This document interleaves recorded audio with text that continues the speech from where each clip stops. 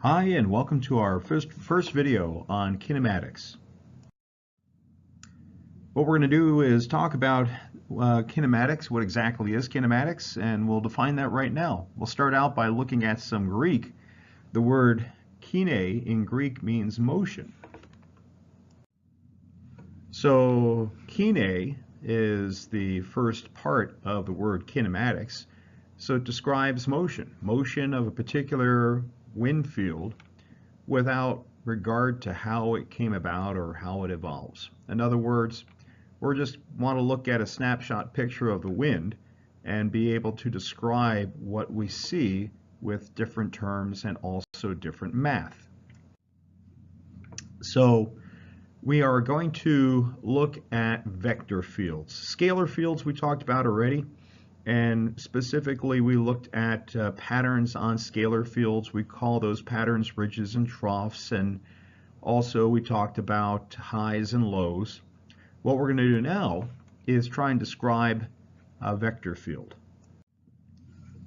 And the reason we're doing this, the reason we're looking at vector fields, is because it helps us diagnose the atmosphere.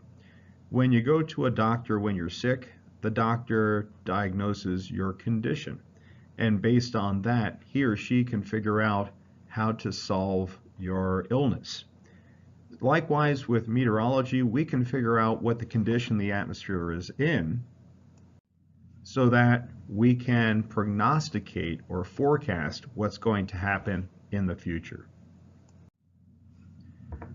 So there are four basic components, kinematic components of any flow field, any vector field. And we're going to go through each one of those, and some are easy to understand, some are more difficult.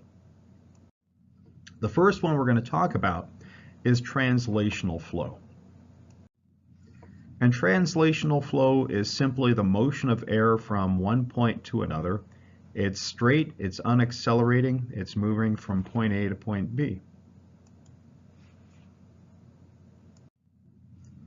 We can look at it in terms of natural coordinates, S and N, and you are veterans now at drawing S and N coordinates. S is streamline, which goes parallel with the wind, and N is perpendicular and to the left of the wind. You can also break up these vectors into Cartesian coordinates, meaning that we'll figure out the component in the x direction and also the component in the y direction of the wind. You remember when we broke these up, we called those U and V, U being the wind in the east-west direction and V being the component of the wind in the north-south direction. So to summarize, translational flow is straight, doesn't change shape, area, orientation. It just moves from point A to point B and has units of velocity. That's all for this first part of kinematics.